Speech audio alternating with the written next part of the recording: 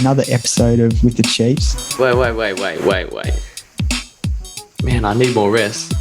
I hope I've got your last name right there. It's a very good pronunciation. You should know better than that now, Donald. I know.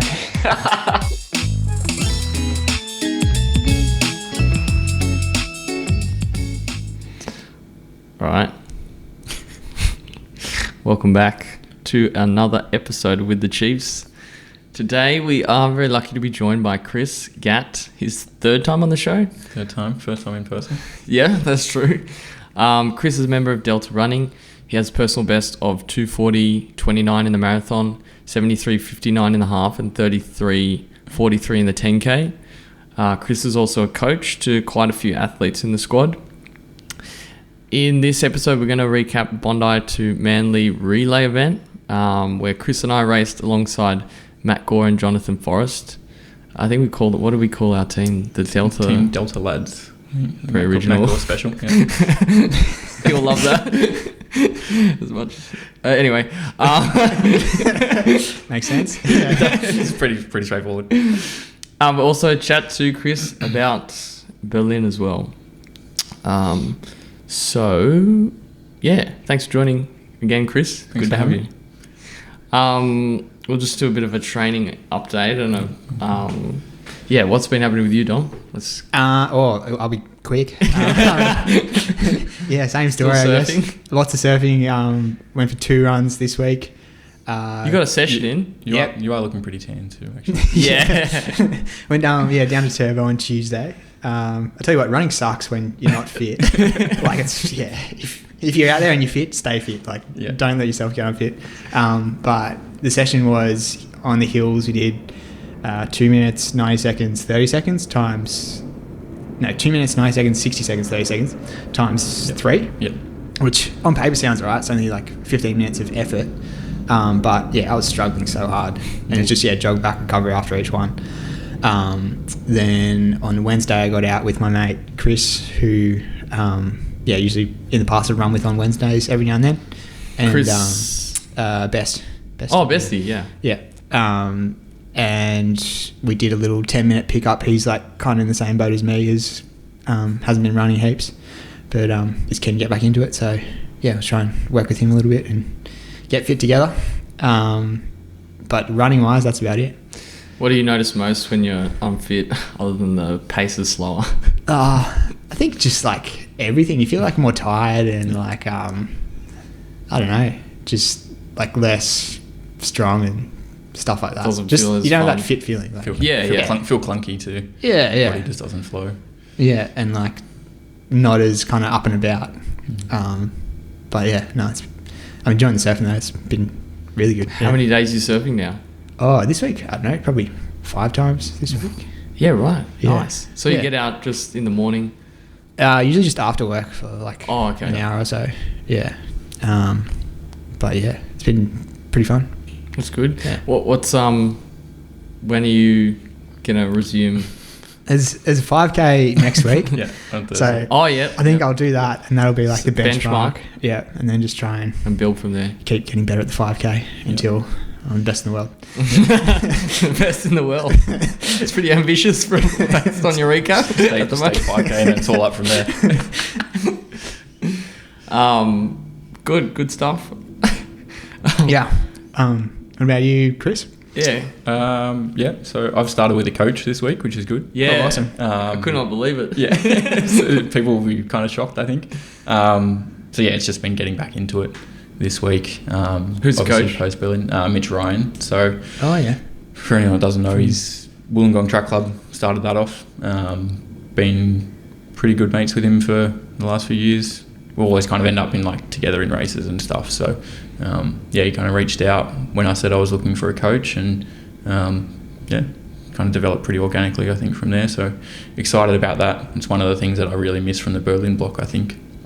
So it's just been easy this week. Monday was 40 minutes, Tuesday was 60 minutes, Wednesday I just did a mono, just to kind of see where the body was at. It was not terrible. Floats were pretty slow, and I think I was hoping there were some GPS issues around the city. But yeah, it went all right. Otherwise, Thursday, what was Thursday? I think 60 minutes easy as well. Friday, I was supposed to do 40 minutes, but just took the sleep in. And then Saturday, obviously, Bondi to Manly relay. That was different. Different. Different. Why that word choice? I thought it was going to be a little bit quicker. Okay. What leg were you? First one. So that's pretty tough though. So I thought the first one. I thought the second leg was the easiest, and then definitely. I thought the first leg was the second easiest. Nah, third. And then you pulled it up on the podcast last week as being the second hardest, and I was like, what have I done? I think the first 8K is all right. Like, it's kind of rolling hills on the road, and then once it switches to kind of that dirt, like, you're kind of just running on an angle all the time. It got pretty hard, and then you start running into the back of the solo runners.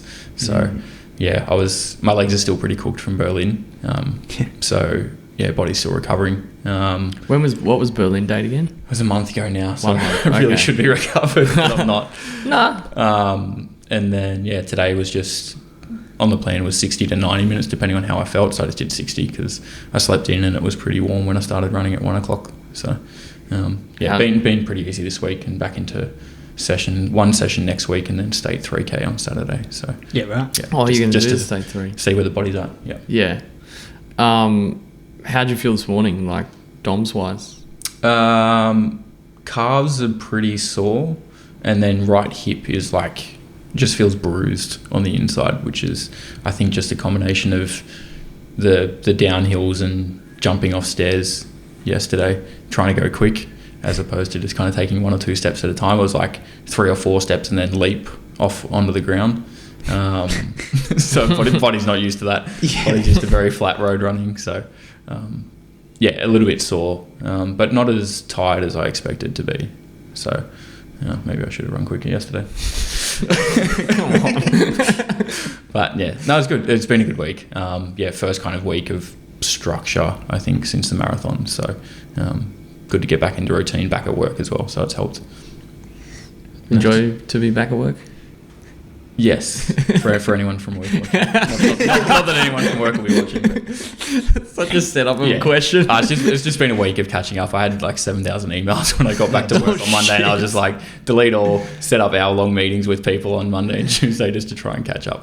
That's fair. It kind of took me till Wednesday to catch back up, and then Thursday, Friday, I'm missing a couple people at work from this week onwards, so it's just been like getting a bit of a handover from them and before they go away. So it's been a good week. That's good.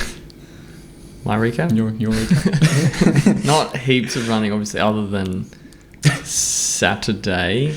I went back to physio. I saw Paddy on Friday, the day before the race, and didn't tell him, but when I saw him 2 weeks ago, that I was going to do the race. But it wasn't like, it's kind of just stuff that I've had in the, just what was the issue? hamstring and like just really tight quad and glute and stuff like that, but nothing he was too worried about. It's more just probably I had 2 options. Probably could just keep training, like keep them doing 2 sessions and just ride it out sort of thing. But there's always the thing of like always going to be training through like tightness and like the hammies are just going to get worse and worse potentially. So I think it was similar to this time last year, where after I did Melbourne, I pretty much just decided to go in and do a bit of gym and like bring the mileage down and just get strong before like the block sort of thing. Yeah. So I'm just gonna do the same thing. Like luckily it's nothing. I pretty much have similar to what I had this time last year. I'm not sure if it's still residual from the 50K maybe. 50K is tough. It was very tough. It's nothing I'm used to, and I think I did not respect it enough. I think you just took it out way too hard. Yeah, thanks, Tom. It was great, but I think it's all the hard downhill running and like I'm just all stuff I'm not used to. Yeah, and technically it's the furthest I've the longest race. But you didn't tell Paddy you were racing. Bondi and Manly. I did on the Friday. Why didn't you tell me? Less than 12 I forgot. hours before. And I was like, I wasn't even sure if I was going to race, but then I was like, if I can race, it's not going to I'm more than happy to. And Paddy just basically said, like, look, you're not at risk of, like, doing anything major. Yeah, it just might flare up. Yeah, that's it. So, yeah, I raced. The plan has been to just, I think moving forward, it's like do one session and then jog and then go to the gym 3 times a week, which is going to be interesting. Huge. Chris is smiling because he knows me and he knows how much I hate going to the gym once a week. But we're going to do Tuesday, Thursday, aren't we? Tuesday, Thursday, and then one day on the weekend. So just so both fitness first. Yep. After work. Yep. Yeah. Cool. All right. Are you going to do 3 days? No. Okay. You're on your own on the third day. No, that's fair. So just like spend that time to get strong, strengthen hammies, and then build into like probably for the next 4 to 6 weeks, and then start gearing up to bring the mileage back up for Ballarat. Yep. So do you have a plan of when you're going to start that block? I've got to talk to Mr. Coach, but probably like early, like probably start of Jan sort of thing. Yep. Because it's April, like late mid-April, late April. Yeah. Yeah. Right. And then, but you are obviously, I want to build up to like decent, like start doing sessions and feeling okay before. You don't want to just go like cold into a block. It's probably not going to work very well. Yeah.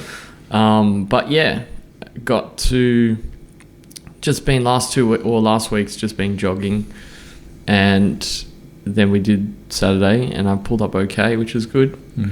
The event was super fun. Yeah. Like I loved it. Yeah. It's a great event. Yeah. Do you want to do that event again, Dom? Probably. Like It's good, it's right? pretty cool. Yeah. And it's cool. It's just like Sydney. You run those routes all the time, kind of thing. Yeah.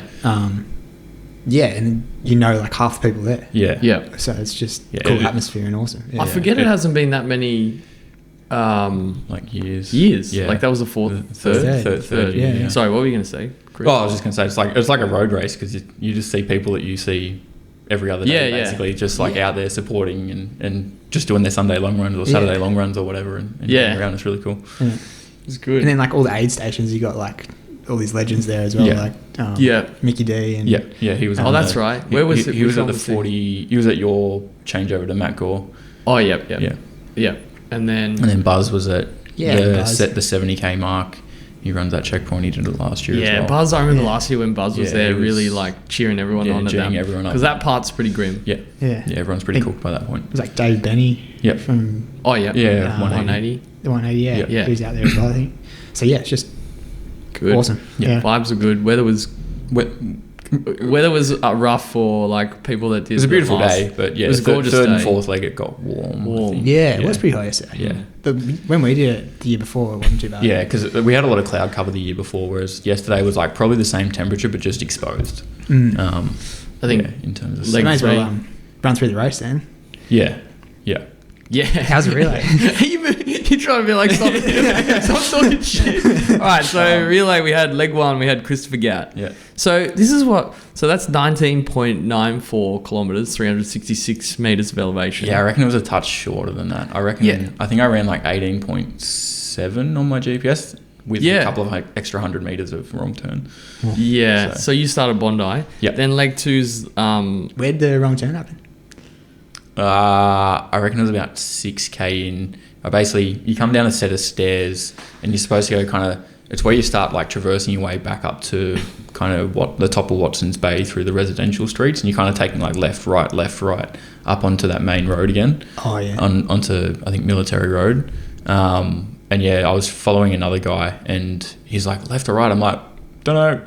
And then he kind of went right down a hill and it was just a dead end, and then you have to come back up like a hill, and we got overtaken by a couple of people again and just had to make up some time. So anyway. I digress. So he's like trying to keep us on track, and then he takes me off track. I was like, this fucking guy. Okay, leg two. Leg two was Lynn Park, Rose Bay. It says 20.81 kilometers. I had just over 20 on my watch. Yeah. And like 346 meters elevation. Yep, I think that's about right. I think each leg had roughly the same elevation. Yeah, okay.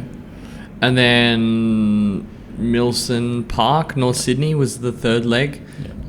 23.24 kilometers. Matt Gore did that one, hardest leg. Yeah, he's probably quicker than us with an extra 4Ks. Yeah. 436 meters of elevation. Yeah, makes sense. Brutal. I'll talk about our transition as well. When I do my recap, you'll have a good laugh at this time. And then Clontarf Reserve, 17, Mr. Jonathan Forrest, 17.81 kilometres to take it home, 337 metres of elevation. Yeah, right. So they're all on paper. They're all on paper pretty similar. I think, the elevation on... I just scrapped a lot of the legs from my memory from last year, so I always felt like 1 and 2 were flat, but they're not. But I think the hills are a little bit easier to deal with than 3 and 4. But I thought leg 2 just felt like it was just flat through the city. And pretty flat and rolling, like hills and stuff. But the stairs make it... the stairs turn like a 345k into, and then you get hit the stairs and you're like, oh. Yeah. You're like, which is a problem with leg 3 as well. I think Matt was saying, like, you run 800 metres at 320 pace and then you have to walk upstairs or like really slowly go upstairs for the next 400 metres and it just blows out the kilometre. Yeah. What are your stair strategies, by the way? Because I try to run up, like, I'm trying to run up them and I'm like, this absolutely cooked me. Like, should I even bother running up these? I don't know. If there's a railing, I'm trying to, like, launch myself with my arm off the railing as much as possible. Yeah. Depending on how long the staircase goes for, I generally move to like the whole hands-on quads thing. Yeah. And just like a couple stairs at a time. Yeah. A lot of the staircases were not that long that you kind of need to slow down too much. They were like 10 stairs max, so you can kind of just take momentum into it. But there were a few that I walked, that's for sure. Yeah. It was nowhere near as grim as the stairs towards the end of...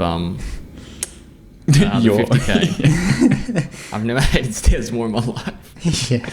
But it begs the question, like, if you try and rush up them fast, it seems cooks you.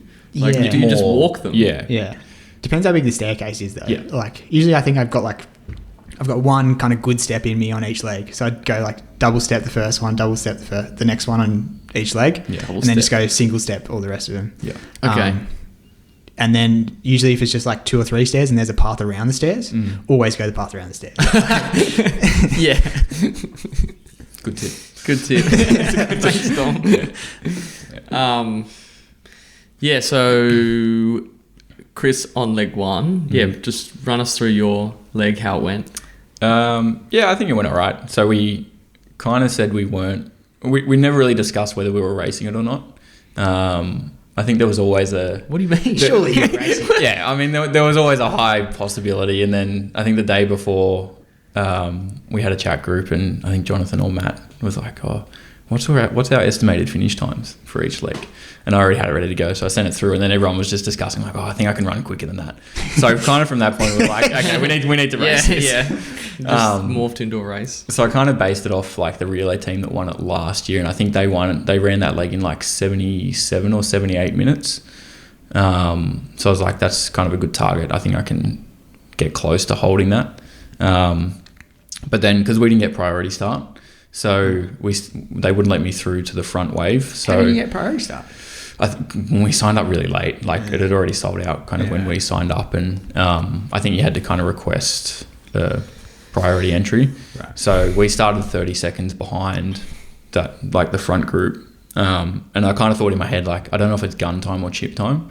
So I basically tried to make up the 30 seconds as quick as I could across the beach, and I think I got myself into like 4th by like 2.5k in, and then I think it was like Matty Abel from the Vipers team. He was kind of falling off the back of Sam Glidden and Paddy Mack. I was like, okay, I think I can catch them.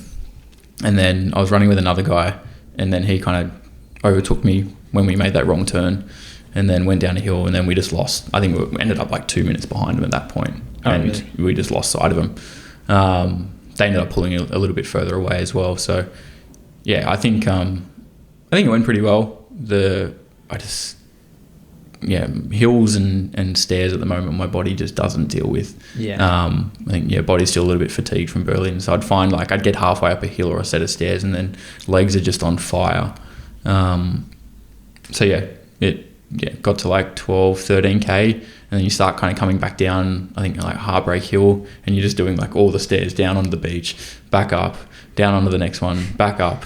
I was just running with another bloke, and you start running to the back of all the solo runners, so you're just dodging. And then, that was it. I think I held like 4:13s or something for it, which I thought was all right. And then I looked at all the segments that I got like top 5 or top 10 in, and I look at your race from last year and it's like Don Bullock and Joe McGrath, like the same pace that I was running for the relay you guys were running in the solo last year, and I'm like, jeez. Yeah, true. We went through that pace. You guys were flying last year.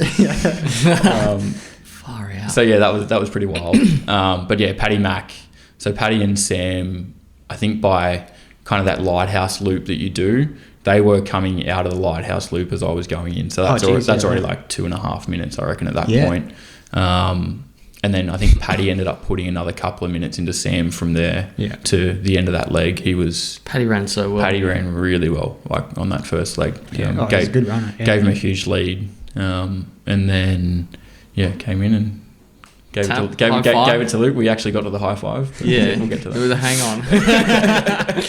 Was that because Sam, does he still run down at Fodmarch?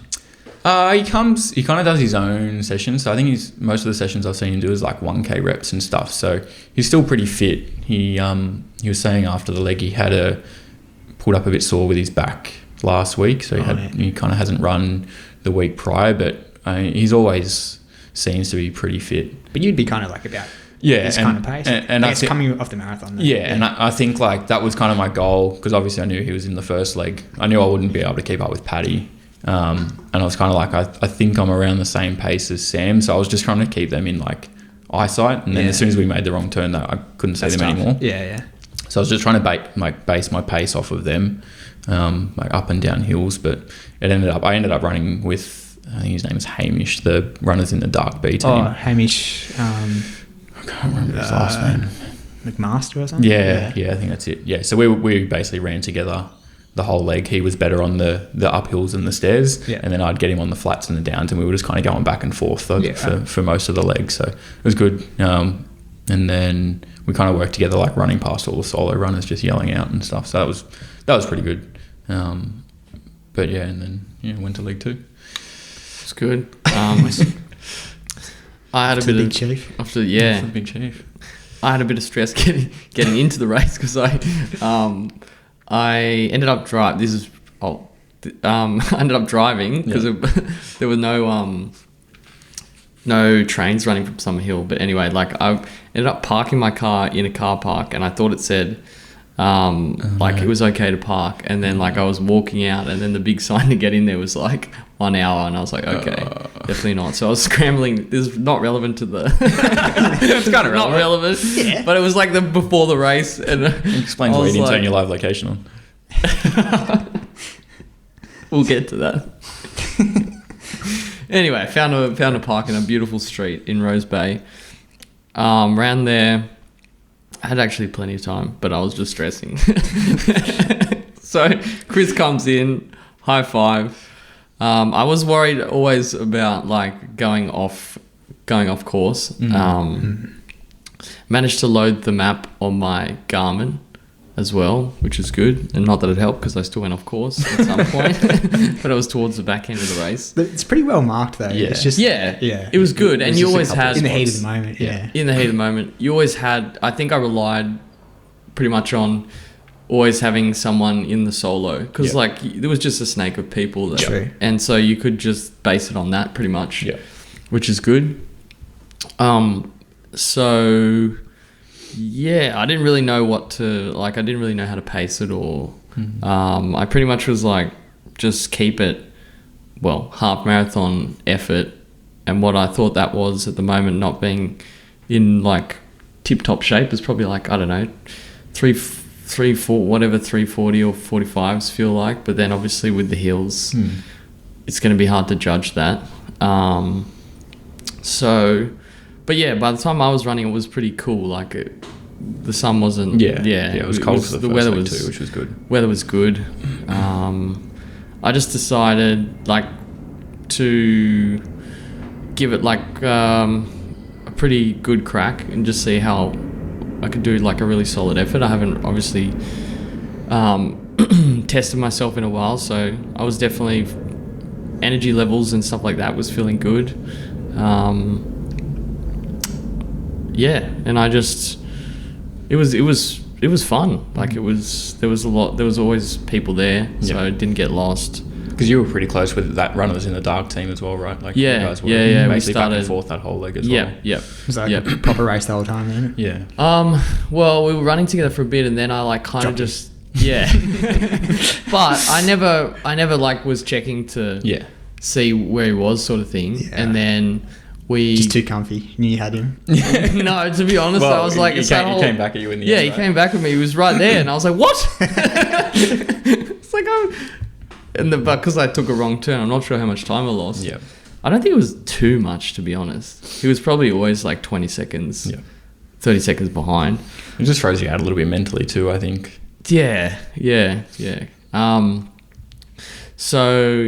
Got to, and also I wasn't like it was a hard effort. Like I was pushing it. I was pretty much pushing it as hard as I could. Worried about not like I was starting to work pretty hard early on. Like at 8K, I was like, whoa, this is not good. So I just like had to really I think I used the downhills a bit and like recovered on the downhills. Yeah. Because I wasn't running super hard on the downhills. Yeah. And then looks like you got a question, Dom. Oh, I was just I was just thinking about it was super windy yesterday. Did that come into play? It wasn't too bad. It wasn't too bad when we were running. I felt it on like Bondi Beach when we were standing waiting for the start. I was like, oh, shit. But I think it was almost a tailwind for our legs because it was kind of coming from like southerly kind of east, like southeasterly. Yeah. So I didn't notice it at all on my leg, and I think it kept the temp down. Like the wind was quite cold yesterday. Yeah, I didn't really notice it until I think when I was going up that Harbour Bridge like super. It feels like the biggest grind when you're starting to go over. It's like the a K and a half, and it just it feels like it never ends. What, running up over the bridge? Up over the bridge. Yeah. It's like a little grade. It's like the 1.5%. Yeah, but it's still... Matt Gore's going to have a field day with that. Oh, yeah, well, no, because that's towards... Leave it it is towards the end. Leg 2, that's like the biggest hill in there. Yeah. It was hilly. It was just GPS error. It was hilly for me. Elevation profile. No, because like it wasn't. It was just you. I was getting really cooked by that point, and then it just felt very long. Anyway, felt steep. Okay. So we kind of discussed like pre-race to turn our live locations on so we can track each other. And I'm glad you're interjecting. Yeah. Sorry, I just want to throw this in because you were going to skip over it. So it was like we could like at least time when we got to the end of each leg to get the people coming through, and Luke. I didn't put my live location on part, so no one knew where I was. So we had and there's no timing, Matt, until the stairs. So there was nothing between like Lion Park where we crossed over to the stairs. So I'm just like, I don't know where he is. Yeah. And then you got there, and I was like, because I was dawdling a little bit from leaving the first leg checkpoint. I was like, I don't know where he is. And then he got to the stairs as I was leaving. I'm like, it's going to be tight. You know who else didn't know where I was? Matt Gore. Matt Gore. So Matt's waiting at the changeover. Like, he has no idea how long. He's like warming up. But yeah, he's waiting there half an hour. For an hour. Half an hour? Yeah, he's like, because... How far behind you were from first, though? Or I guess... I don't know. So, I think Josh Phillips was on the second leg. So there was... I came through to Luke in fourth, and then third was like 90 seconds in front of us, and then I think second was maybe 2.5 minutes, and then first was 4 minutes, 4 or 5 minutes. But then Josh Phillips was on the team that was coming in second, and then he like destroyed that second leg. I think he ended up like 8 minutes in front of second at the end of that leg. So he put 12 minutes into... Pretty much one thing. Yeah. Like, geez. Yeah. So he put like 12 minutes into that other team. That's nuts. Which is all like... It had Paddy Mack. It had Will Myson, who's like a 226 guy. He took a big wrong turn. Yeah. and like a couple of other guys that are all solid marathon runners as well. So it definitely wasn't a weak team. Yeah. There's a guy who just beat me at Gold Coast. Yeah. And then, so I think Josh destroyed that. Like, I reckon you would have been maybe 10 minutes behind Josh going into that checkpoint, maybe a little bit longer. Yeah, I'm not too sure. And then maybe like 7 or 8 minutes behind second. Third was only a couple minutes in front of you. Yeah. At that checkpoint. Yeah, definitely was. Don't go anywhere near Josh. Yeah. He's just videoing like himself at the same time. Like, yeah, what was that? It was a good video. Yeah. So hand over. So Matt's there. Just picture him like seething because he doesn't know how long to warm up. He's just standing around like, fuck this guy. No live location. So I come in and then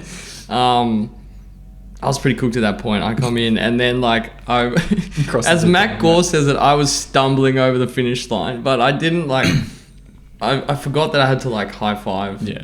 And he's waiting there, like, come on, you have to still come through. So there's like that transition area. So Luke's come over one end over the timing mat, and Matt's up the other end, like waiting. And Luke's just like, I've gone over the timing mat, like ready to stop my watch. And he's like, come on, mate, what are you doing? Come on.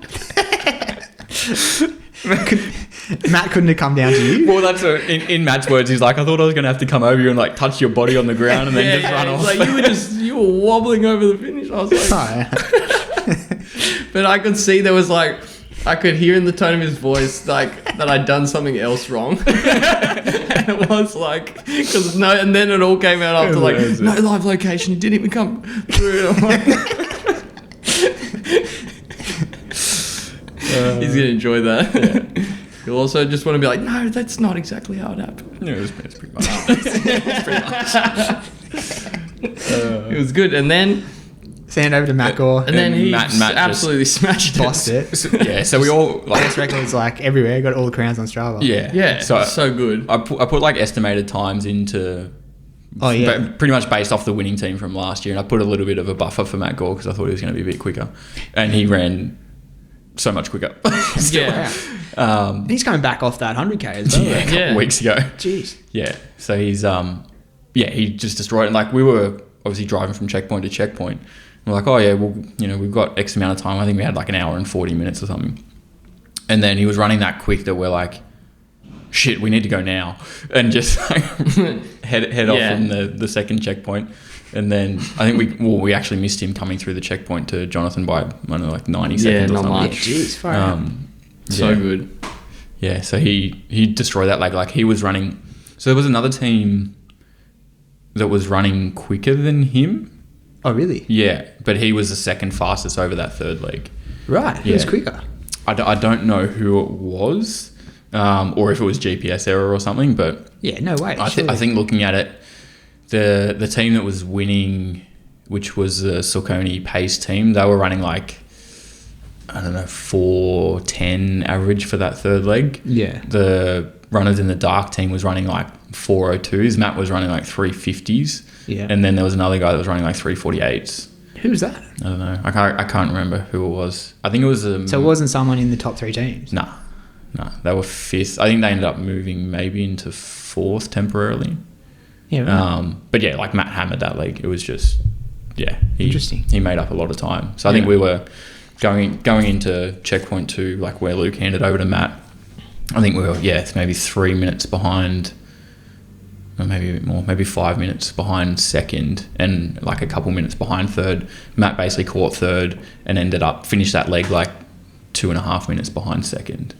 Yeah, right. So or maybe 3 minutes behind second. Going into the fourth leg, we were in third, and there was like a 3-minute buffer either side to second and fourth. Okay. And then Jono basically held it like there. I think he caught second a little bit, but basically held it from there. So Matt destroyed that leg. Yeah, which was always going to happen.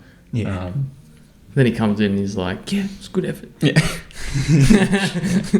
Yeah. And then Jonathan, he's kind of been coming back from a bit of an injury or something for a while. He's had a baby and stuff, and he's kind of been just running himself back into fitness, basically. He's been doing a couple of races and just hard runs and just, I think I said yesterday, rinses himself. Yeah, I think he's good at that. Yeah, so I think I put on the timing sheet like maybe 80 minutes, and he thought he could run a bit quicker, and he ended up running like 70 minutes for that third leg. So which is pretty good. Yeah, that's probably like the most traily leg. Yeah, like that's where all the trails are. It's not really. And it's that last couple of K coming into Shelley's pretty slow. I think it's pretty slow when you come down that trail from like North Head. Yeah, pretty steep. Yeah, like a lot of stairs and stuff. Yeah. So he hammered that leg, and we got to Manly Beach just in time, and caught him from like that corner where like the Surf Life Saving Club is. Yeah, you went out there and ran. And then ran with him back, and then when you saw ran over. It was pretty sore. Yeah. I was like, that's Matt and I were just like very close to the finish line. But yeah, he came in. It was cool. It's cool to run. It's a fun feeling like running across the line together as a team. Yeah, it's something different. Yeah, it's good. Then we had cool to have like a team kind of aspect to it. So you're just running for yourself. Yeah. It's definitely fun, and you can run a lot faster as a relay team. Then I was going to say, would you say enjoyment levels were? Which one did you prefer? I think enjoyment levels were much better for the relay than the solo. But like fulfillment though, and when you did the 80K, the relay was still the glory.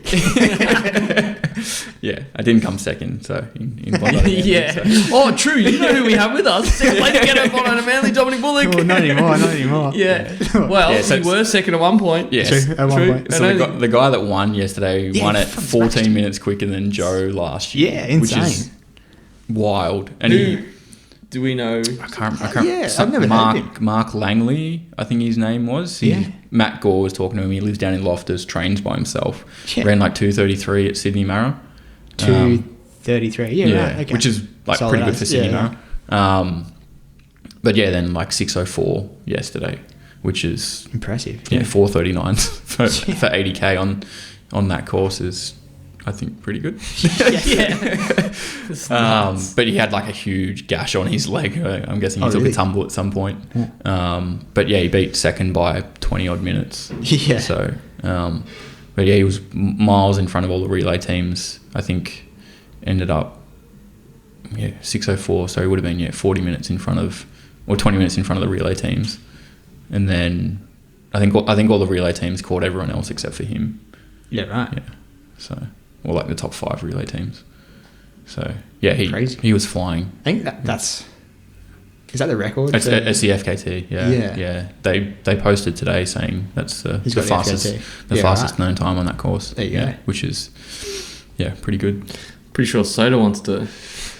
Yeah, I mean Soda did a solo and wasn't far. I think he did a slightly different course, but yeah. He ran a pretty good time. He ran like 6:30, so... Yeah. I mean, I was looking at all my segments on that first thing, and like there was you, Joe, and Soda were all like the same pace, so... I guess it worked. Just out of the gates, like... Yeah. I remember getting all the notifications from you boys last year as I was running. I was like, how are they running this quickly? Didn't sort of maintain the... Wow. But it's funny because you both slowed to a similar... pace, really, because you're only 2 minutes behind Joe. Yeah, true. Last year. Yeah. So like, do you remember what time when you really started to like, okay, we need to slow down? Oh, I started cramping about 50 k's in. Okay. We both, like me and Joe, like at the same time. We're like, like I'm cramping really bad. Like this is just kind of going to be a grind. Yeah. Survive the rest of it. How would you do it differently, or would you still just go out like hard? Oh yeah, definitely do it. It's a common theme. It sounds like. Like Gold Coast, I paced it well, and that's probably like the only race I've paced well. That's the way to do it. Yeah. What is good? Like, how would you pace it? Yeah, I just feel like Gold Coast is a bit easier to pace than Bondi and Manly because you're just doing this the whole time. Like you don't really know unless you do that course a few times. You don't really know where to feel at certain points. Maybe. Yeah, true. I guess probably go back and look at what my splits were and try and figure out what a good pace would be. Yeah, I wonder how would you be like, just try and hold like 4:30s or and then. Yeah, but then you can't really say that because it's like you go up a hill and you run 8-minute Ks. I mean, I definitely think the first half is quicker. So I think it is. For an average wise, like you kind of need to hit that a little bit harder. But you just don't want to but cook then, yourself. yeah. You can almost maybe make up more time in the back half if you still, anyway, 100%. like any race. Yeah. I don't know. I'm not the person to comment on yeah. ultra You pacing. still want to try and negative split it probably. Yeah. Yeah, which is hard. Especially as well, like the weather. I think we've been lucky last year and this year where it's been reasonably cold. And then the first year, I think it was really, really hot. Yeah. Like that's right. super exposed and really hot. And like you get a day like that and there's no chance of negative splitting it. So, yeah. But it's a fun event. Like it's really well organised now. Yeah, so good. Really well marked. Like heaps of volunteers everywhere, heaps of people everywhere. Aid stations are good. Yeah. And I think they said it's doubled in size since the first year. So it was, right. 450 or 500 relay teams. So like 2,000 runners in the relay teams and then another 500 solo. So there's always like 1,000 people on course. Yeah, and you had when we were at aid station, when we were at like the changeover at leg 3, there was so many people there. Yeah. Much more than I remember last year. Yeah. When our very own Dominic Bullock came second. But anyway. Thanks, man. Forever. What about Berlin Marathon? Yeah. How did you go to Berlin? Take us back, 4 weeks? 4 weeks, yeah. 4 so weeks. going back a little bit now. The Mara itself didn't go as well as I wanted it to. But yeah, I think I've kind of unpacked it enough now where I think they deserve... I got the result that the training kind of deserved. It's not meaning that to sound as negative, but my training block was just a bit up and down. Not consistent. Felt really good probably the 3 weeks leading in, but that was it. Like the rest of the training block, I felt terrible. Right. Which is not how you want to feel in the training block. I just didn't feel like I really had a top end, especially in those long run sessions. Like I was just blowing. And it was probably whether it was ego or just, being too ambitious with the pacing. And then the last couple of long run sessions, I kind of dialed back to that 240 target and was able to hold them in long runs, which gave me a bit of confidence. And I think like the Tuesday sessions, I was running them much better as opposed to like the first 10 weeks of the block where I was just blowing up in every session. Yeah.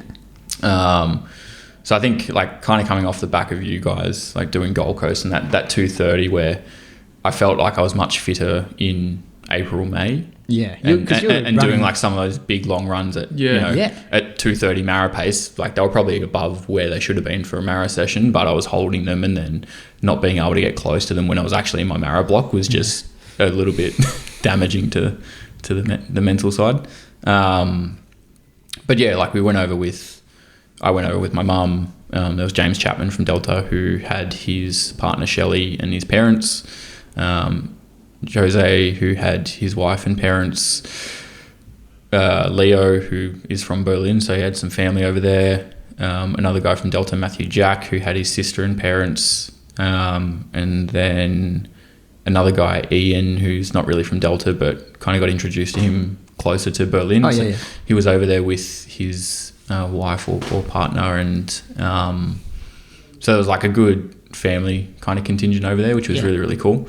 And most of them got around together on the day, so that was fun. We all just kind of like piled them together and get on this train, go here, this is where we're going to be, move from here to here.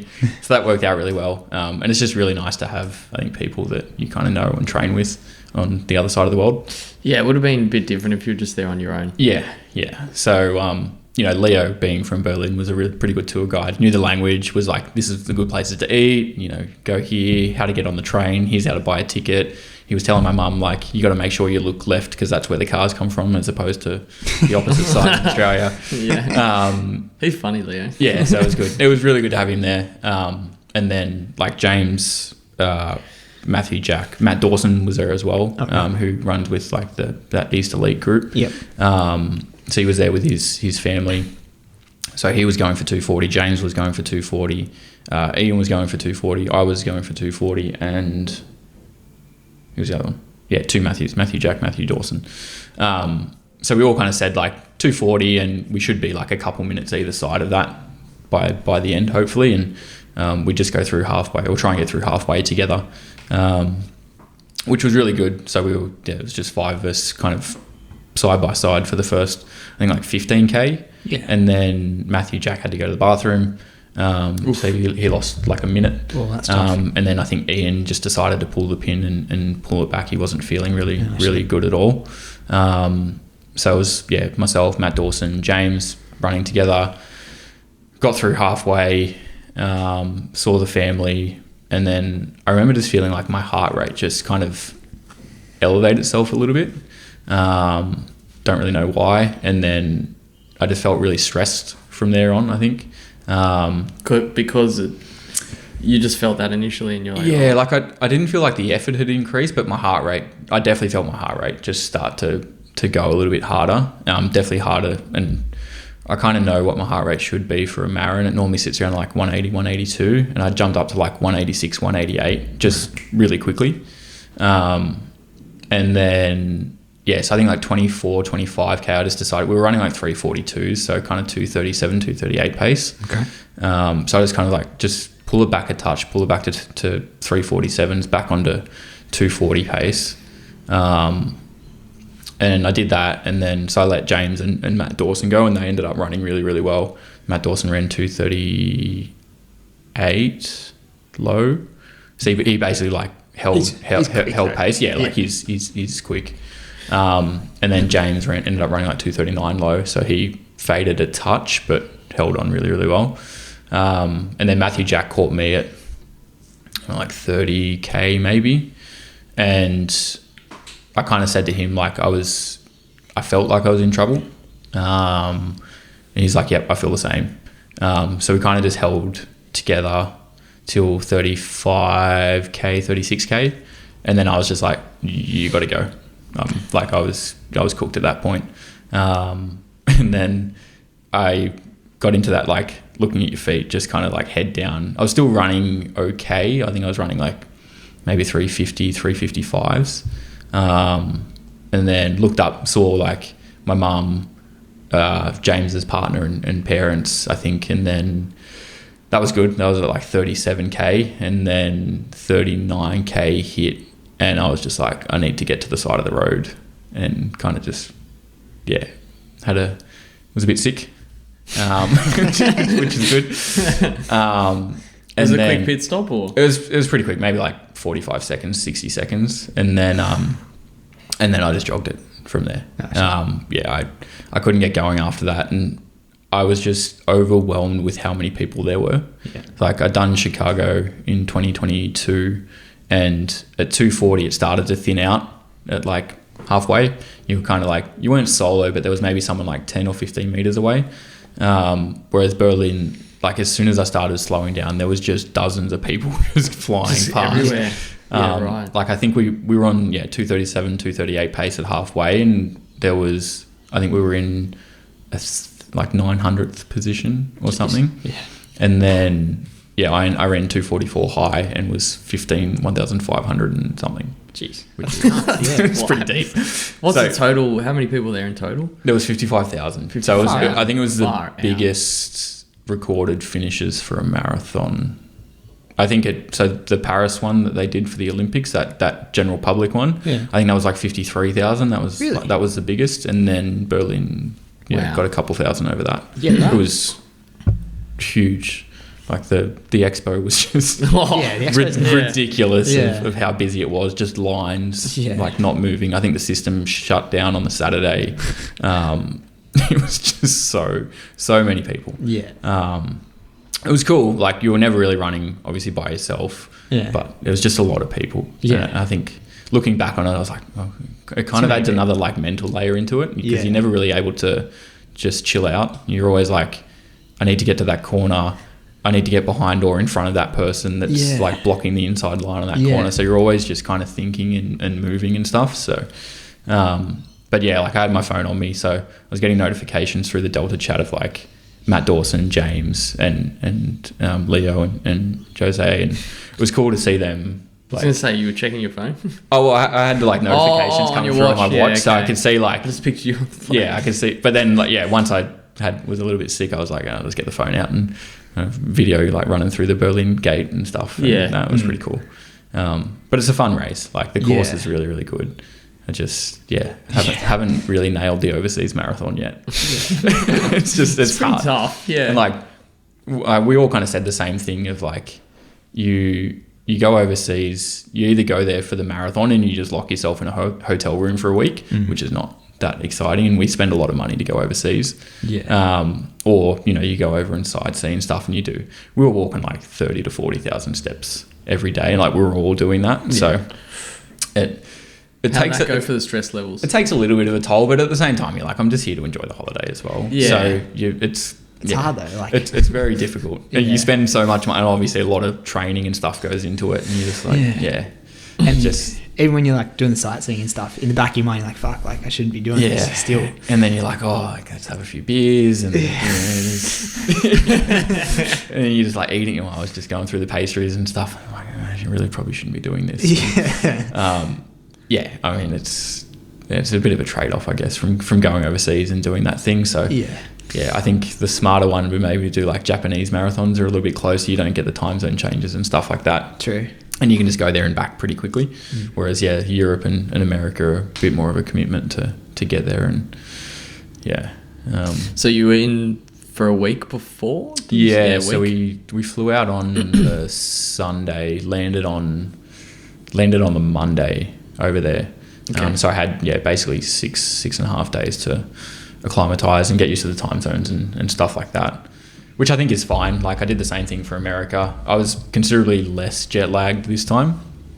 I think the timing of the flights worked really well, and I took some sleeping tablets on the plane just to kind of knock me out, which I had. Did that work? Had 2 really good sleeps on the plane on the way over, like slept pretty much both flights almost the whole way, so that was really good. Wow. Would wake up and like there's someone there with food, and I just kind of like grab the food and then eat and then just go back to sleep.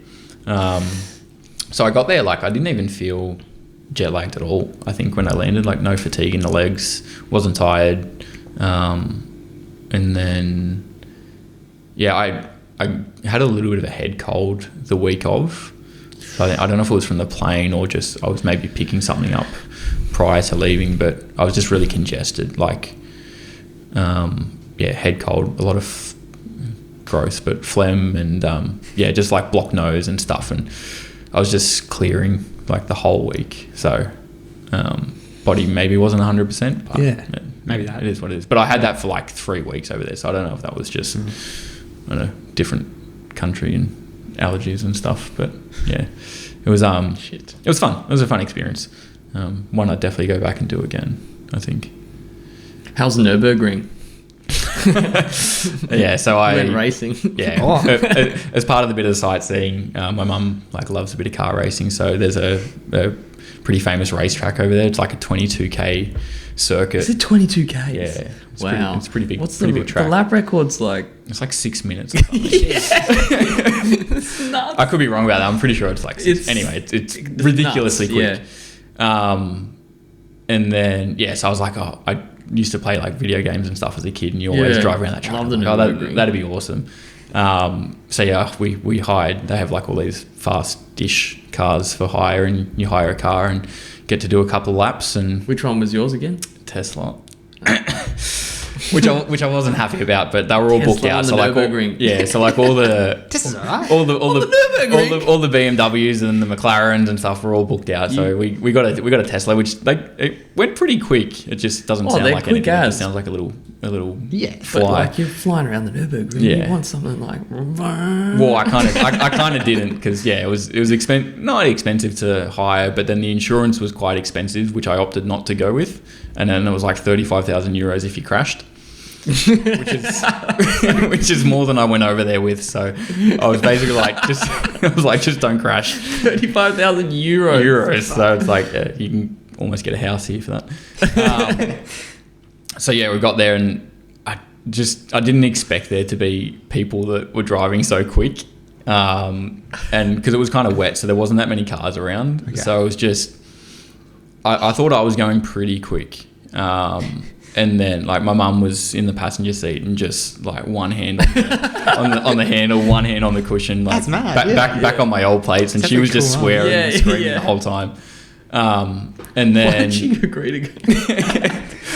And then, so I was kind of like... I was in two minds. I'm like, I really want to do it as quick as I can, but also, like, I've got my mum in the car and I don't want to pay 35,000 euros. So I was like I got a little bit sideways around one corner fairly early on the first lap. And I was like, okay, we need to just back off a little bit.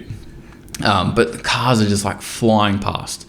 And you're not allowed to overtake on the right. So if you're slower, you've got to stay on the right-hand side of the track, which means you're on the inside of the corner for some corners. Right. So I was just like, and you're kind of driving, you look in the rear view mirror, no cars. And then like a second later, you've got this like car just flying up the back of you. So you're just like hooking over to the right-hand side of the track. And then there's like Lamborghinis going past you. There's like BMWs, all the nice cars going. All the other cars that everyone took rather than the Tesla. And like flying past. Like they're going around the outside of corners and stuff. Anyway, and it's wet. And then this little Mini Cooper's just going past everyone on the track. Like wide body kit. And then when we got back and dropped the car off, the guy's like, I kind of said, there's some pretty quick people out there. The guy's like, yeah, there's a bloke in a Mini Cooper. I was like, yeah.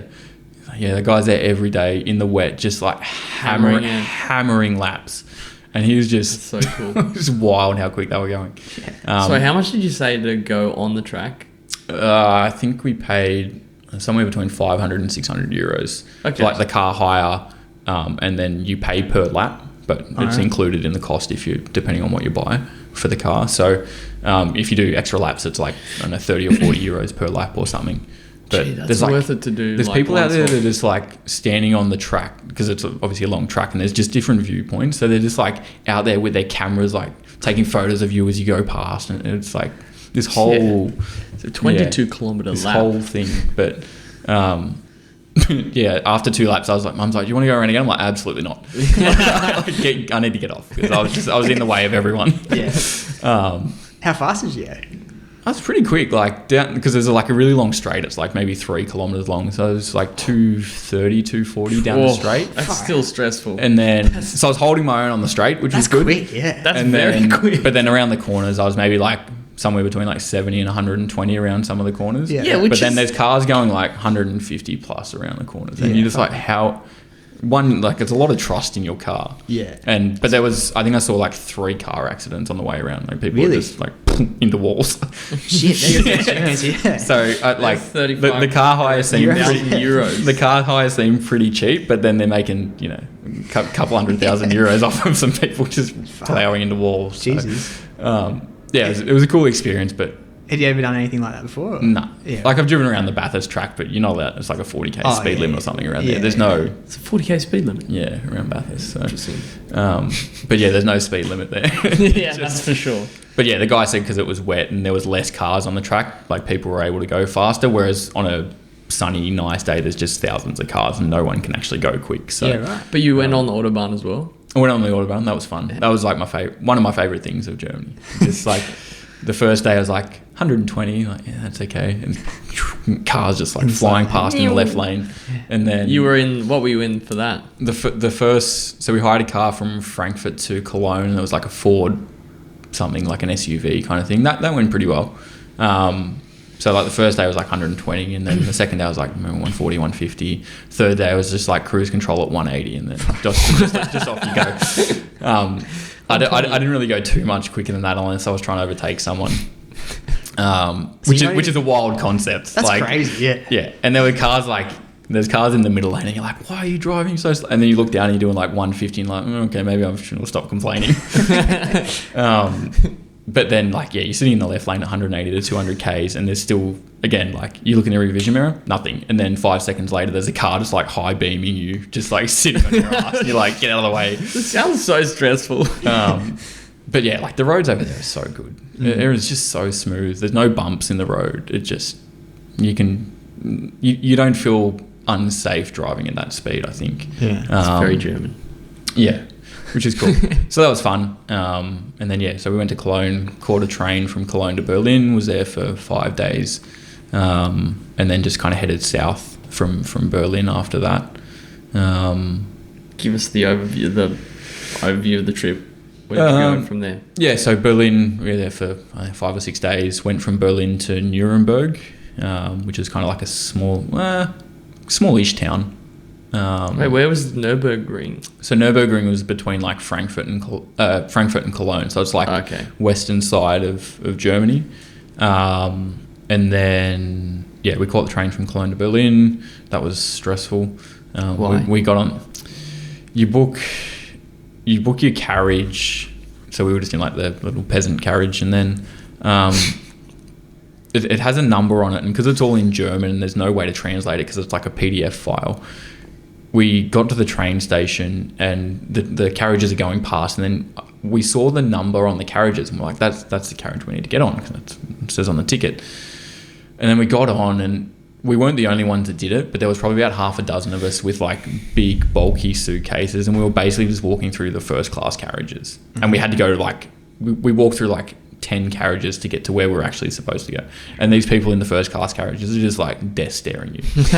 You should have just found a free one and been like, oh yeah, this works. Yeah. So anyway, it took us like 20 minutes to get through all the carriages. People just don't want to get out anyway. It's probably fair enough. So yeah, the train was good. Like it's similar to like Japan, like the bullet train kind of style thing. We were going like 100 and I think they were going like 200 k's an hour. What? Quick. Quick. So it was like a 3-hour New South trip, Wales train, which just pull your head in. yeah, it was like a 3-hour train trip for like whatever it is, 600 k's or something between Cologne and Berlin. Yeah, wow. And then Berlin 5-6 days for whatever for the marathon. Went to Nuremberg. That was like 2 days, but I kind of fell in love with that city. Beautiful little city, just old style buildings, like kind of newer as well, like a lot of newer like shopping kind of district. A lot going on, like markets every day, and really cool like history side of things. So basically the city got like leveled during the war, and they rebuilt everything, which is kind of cool. Not cool, but wrong choice of words. But it's like you look at the city and like, oh, it's a really, really old city, but it's not. It's like 60, 70 years old. Yeah, wow. And they basically restored it as it was, like pre-war. Jeez, how they do that? It's crazy. Like so much detail in the cathedrals and stuff, which is incredible. And then left there, went to it was a place called Garmisch. It's next to like it's like Austria-Germany border, kind of just above the mountain ranges there. Ski-ish kind of resort town style of thing. Just really, really active people, but not running. A lot of hiking, a lot of mountaineering, a lot of mountain biking, paragliding, skiing, obviously. So that was really cool. Like river, really quiet town, beautiful mountains everywhere. Love that place. Went from there to Salzburg, which was even better. So it was kind of like a few people gave me the tip to go to Salzburg. I was kind of like trying to pick a city for the last few days of the trip, and I wasn't sure where. And a few people said Salzburg in Austria, which was like a big city, felt kind of Sydney-ish in terms of like shops and the way that the city ran, but just a lot more efficient than Sydney. Like transport and stuff was really, really easy to get around. Like obviously big city, so you've still got all your industrial hubs and that kind of stuff. And then similar to Nuremberg was like old city kind of style of things, a lot of history there. A lot of like museums and cathedrals and stuff as well, really cool little alleyways, and then like 2 kilometers in any direction to a mountain. And you just it's like a beautiful town. But then I think I was kind of lucky because the time that I was there was just post peak tourist season, but then just pre like winter snow season. So maybe I got a little bit of a like soft view of all the places I went to, because it's like I don't know how I'd cope in like -5 degree weather all the time. Probably not well. But so like people were just saying, in 2 or 3, basically now it should be starting to like snow dump basically, and get really cold. So it was a nice time to be there. How was There we go.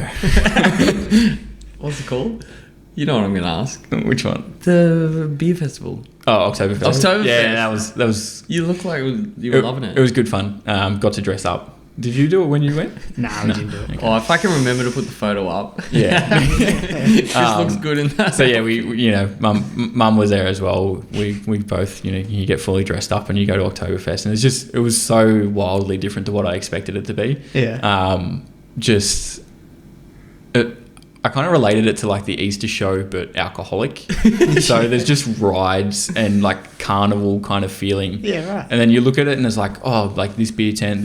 So you're expecting like some kind of fabric tent, and it's like literal halls of like these big wooden halls, basically decked out in, you know, German festival theme stuff, and everyone's dressed up. I think it opened at like 10 or 11 o'clock in the morning, and you just see people from like, I'd go for a run in the morning at 6 or 7 o'clock in the morning, and you see people fully dressed up already, drinking like full bottles of wine and beers, just like walking down the street on their way to Oktoberfest. It opens at 10. Everyone just like charges in to find a table in whatever beer hall that they want. So there's all like different breweries and stuff, and then it finishes at 11 o'clock at night. Like, people are just drinking for more than 13 hours, and just Everyone's trolley. there's like signs in the train station saying like you get fined if you throw up and stuff. So I feel like it's a pretty common theme. But yeah, it was just like this absolute, it's like a music festival in terms of like they're just playing music in these beer tents, and everyone, like they were playing Sweet Caroline, and everyone is just like singing Sweet Caroline. There's like beers in the air, and it was just so good. It was wild. But yeah, like we kind of just stayed in the one beer tent, because basically once you find a table, we got there a little bit late, so it's very hard to find a table. Yeah. Big City to Surf vibes. Yeah, After literally like City to Surf times a lot. And then so once you find a table, you're kind of like, oh, we'll just stay here. We're not going to risk like spending an hour finding a table somewhere else. It's all the same. But yeah, it's incredible. So we had awesome. I think we had 4 big steins, and then will we clarify that's not a litre, it's a 1.5 litre. So I was a little bit intoxicated by the end of that. You went to a session, and then I went and did a session afterwards. What? So I'd lined up like earlier in the week with one of the running groups over there for a session on the Friday, and I was like, it was kind of Mum was flying out on the Saturday, and we arrived into Berlin on the Thursday afternoon. So like Friday was the only day for Oktoberfest. You thought you knew Chris Gatt. Friday was the only day for Oktoberfest, unless I wanted to get Mum absolutely trolleyed before she got on a plane to New Zealand. So we went on the Friday. Anyway, we left Oktoberfest at like 3 o'clock, I reckon. Got back to the hotel at 4. I basically showered and then ran out the door because the session was at 6. And I just felt horrendous on the jog. It was like it was like a 3K jog to the track. And I was 6 litres of beer. And I was just running there just thinking like, I shouldn't be doing this. There's no way I should be doing this. Anyway, felt fine in the session. But yeah, not ideal. And that was like 5 days after the marathon. So it just body was not ready. Not ready for it. So anyway, in hindsight, that's probably why my body's not recovered. That one event. Probably like taking quite a few Nurophens though. Yeah. So no, it was fun. It was a fun experience. Yeah. Definitely one I'd love to go back and do with like a group of mates. Yeah. But I don't think I could drink any more than I did there. No. I don't know how people spend the whole day drinking there. It's so much liquid. Yeah. Like, it's not even the alcohol. It's just, anyway. Yeah. My little body doesn't handle it. Should we go back to some running questions? Yeah. All right. So Chris, you got a coach now. Yeah. Are you going to listen to him or? Yes. No, as I said, like, I think it was one of the big things that was missing from my training block. I kind of did my own training block very, very early on. I planned out like the whole skeleton, like when I was going to do X sessions and all that, and then basically just never stuck to it. Would always just be jumping in with whatever someone else was doing. And then especially on like the easy days, I was much more inclined to just sleep in and take the day off. So my weeks were really, really inconsistent. And I don't think that's, I mean, it's a motivation thing / maybe a discipline thing. But I think the easy days were probably a little bit too easy. Like those MLR runs where you should be getting a little bit of fatigue and benefit. A some bit cruise here, mate. a bit of Tobias you know. No. Okay. Because we got a good crew. We got crew. Yeah, no, it's I shouldn't go back into that. I said like the week before I fled, I was like, MLRs are my least favorite long run, and there's like I'm running with like 15 we're people. Running on a Wednesday, we're running on a Wednesday talking about runs that we're like, Chris was like, these Wednesdays are definitely my least favorite, and we're like, bro, like we're running on a Wednesday. But yeah, I think we know what you meant. I think like a balance between those social runs and the runs that you kind of you're doing for benefit, like the easy days, take them however they are. But yeah, I think the MLRs and the sessions and stuff. You could argue MLR is pretty important in terms of like. I think so, and I think I definitely felt it. I mean, it was probably partly inconsistency as well, but I think like 25k into that marathon, my legs were just dead. I just had no power, like quads were gone. And I just think that's where, like that MLR, the day after a session, especially after gym, like if you're kind of hitting them, not hard, but solid, not easy as well, just, yeah, I think that's where you develop a lot of the muscle strength and endurance to, that obviously benefits that back end of a marathon. I remember early in a block, for example, if you're running 75 minutes and after the session, you're feeling like it feels like a grind, but then you get like into the block. I remember doing 2 hours and like you're tired, but you're running, say, still steady. Yep. And you're feeling like strong. Yep. And very strong aerobically towards the end of it. Yep.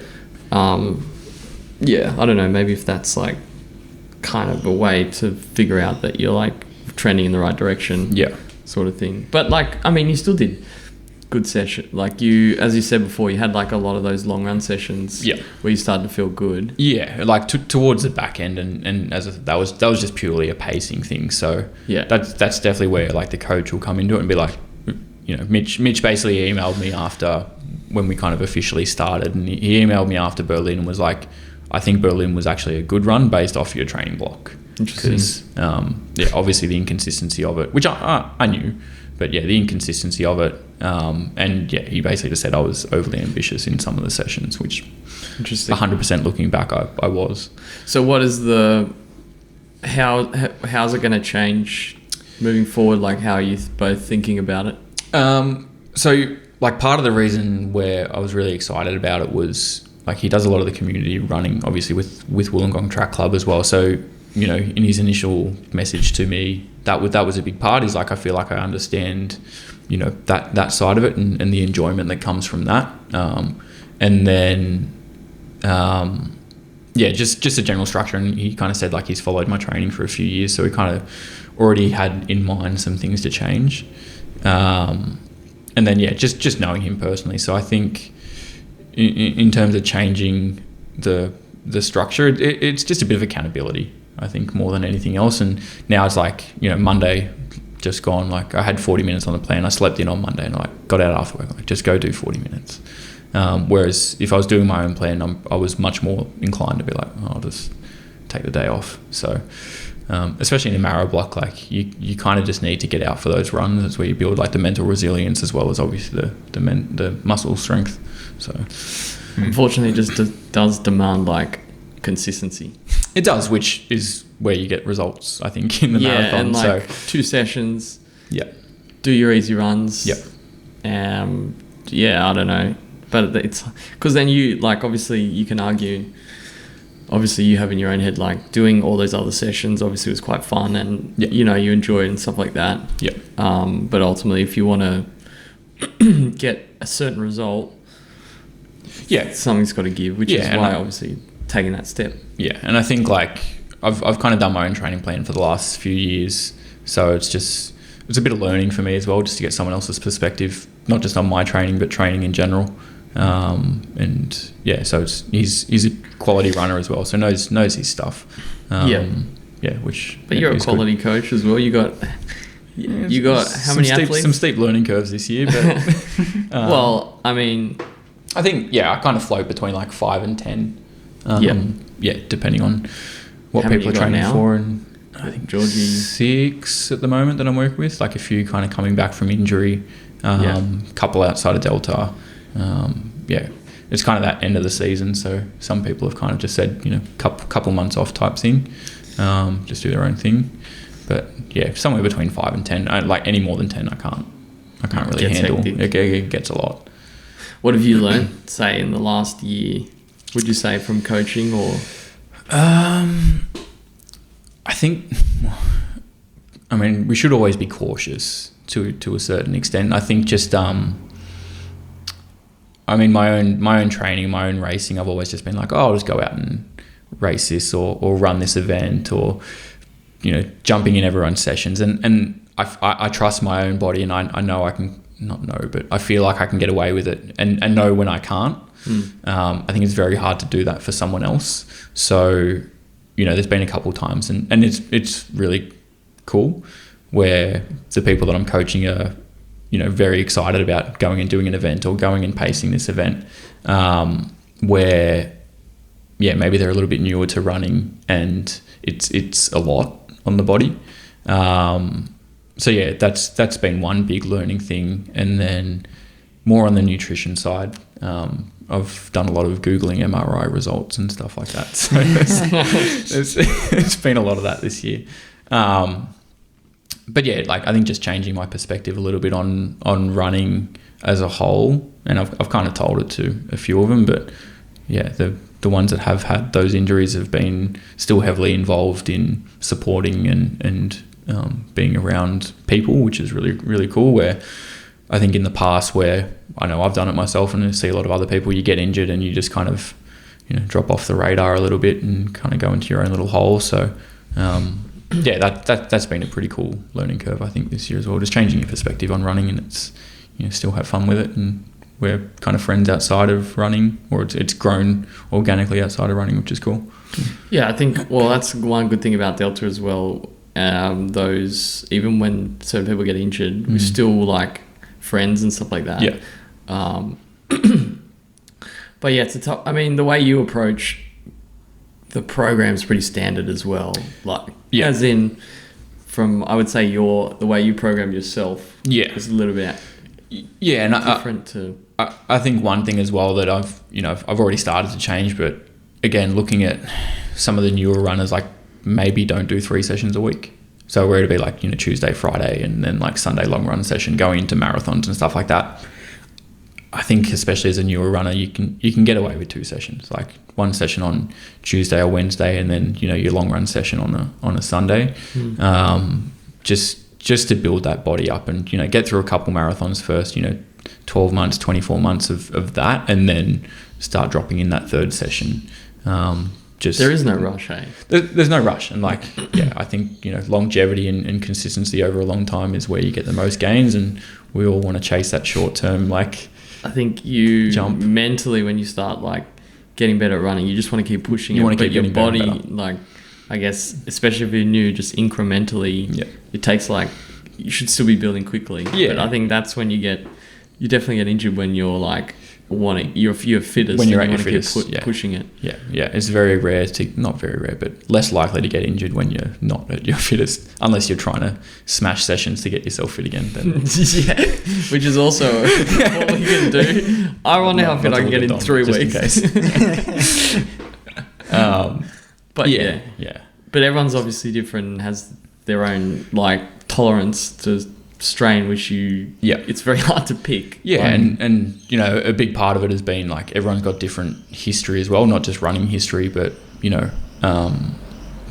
has there been bone issues before, has there been nutrition issues before, have they done other sports where they may be more tolerant to that high intensity, or have they just started running and haven't done anything else prior, different work schedules, different life schedules, there's so many things that can kind of play and determine how you write a program. So I think that's one thing I've tried to do. I think you go above and beyond as well in terms of the research and I think you take on board like a lot of I think the more athletes I have, the more you kind of like trying to do that. It kind of forces you to do it. So, and it's been good. It's been good to learn that kind of stuff. And there's definitely a ton more that I can learn and a ton that I don't know. So, having some other pretty smart people in the group is also helpful. I think the group's growing now that there's enough people around that have been in, some kind of situation before that they have that knowledge of how to get out of it or ways to get out of it, which is good. Yeah, for sure. I had down here, have you been enjoying coaching? ? How's your blood pressure? Yeah, I feel like that's going to be from Georgie. No, that's not really good. But yeah, we did have a good laugh when Yeah. Georgie just obviously got back from stress fracture. Yeah, as I said, it's cool to see. Speaking to her, and the same thing, like learn to trust your body again, and obviously don't go too hard. But yeah, Melbourne, I was like, oh, that's pretty quick for the first 5K. But she pulled it back after that, which was good. But it's fun. It's fun to see. It's fun to be a part of.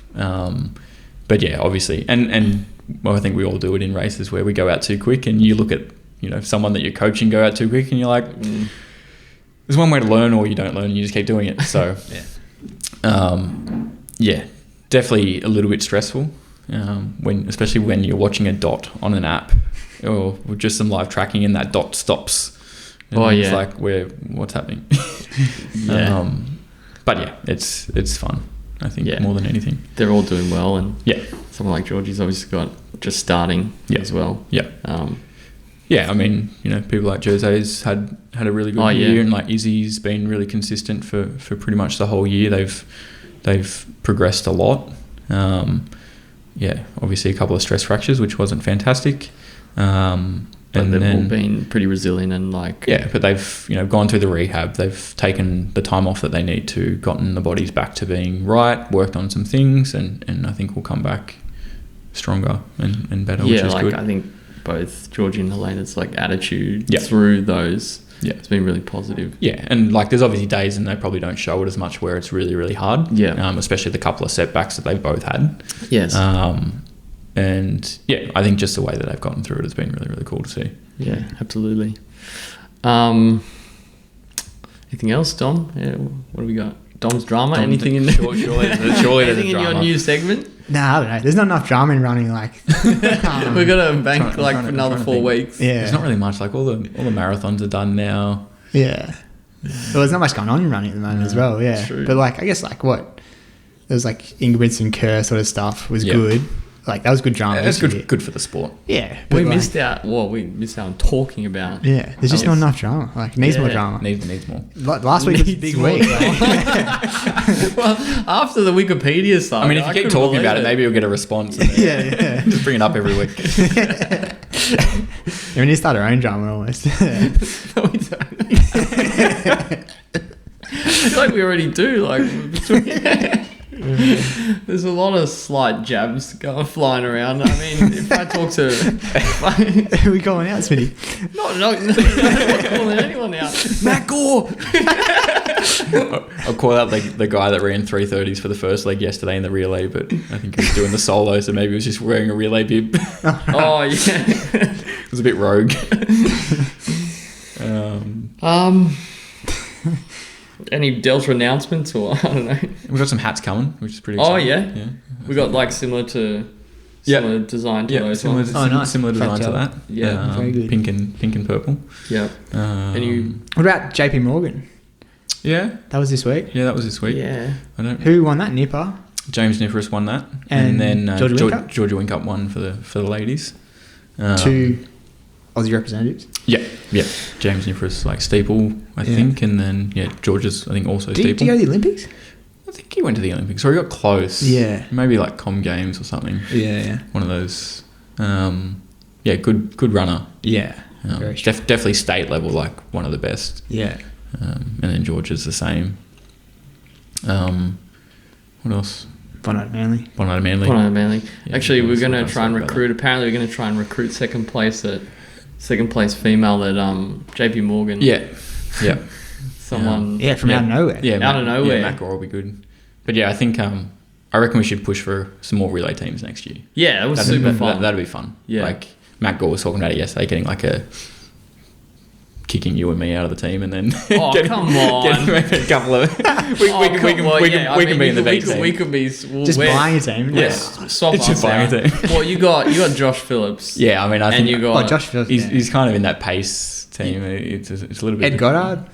Well, I think the pace team was trying to recruit Ed for a little bit, so that would have been No, but Lights even in out. mental. Yeah, Yeah. like it wouldn't even have. in, in Delta will be swapped out. Yeah, yeah. Well, that's what I mean. Like, Yeah, you got Matt. You probably have Matt. Gore. You throw Matt Ho into that. Jonathan. Josh Phillips. Josh Phillips. If there's some pull there, and then Jono maybe. yeah, Jono Muncie. What about probably. Shibby? How's he going? Shibby. Yeah, I don't know how we go on the trails, but he's kind Give him of. leg 2. I mean, he can. he can rip a 400 rep like no one else. Oh my goodness. Yeah, and then we'd probably back up the B team. Yeah, you, me, Lockie. Jeez, that's Maybe stiff. maybe get Dom into it. Dom. Maybe. Dom. Second place getter for Bondi Manly does not go in the B team. He can run with us, but he'll be doing the solo. He'll be Team Delta wearing a turbo singlet. There we go. There's some drama for you. There you go. Who else? Yeah, maybe Jonathan again. He ran really, really well. Yeah, so. Jonathan ran really well. But yeah, I reckon a female team would go. I mean, Yeah. I keep trying to get the ladies Easy money. into the track runs and stuff like that. Like they go well. We just need to We got some entice talent. them. We got some good. Yeah. Yeah. Anyway, that could be controversial.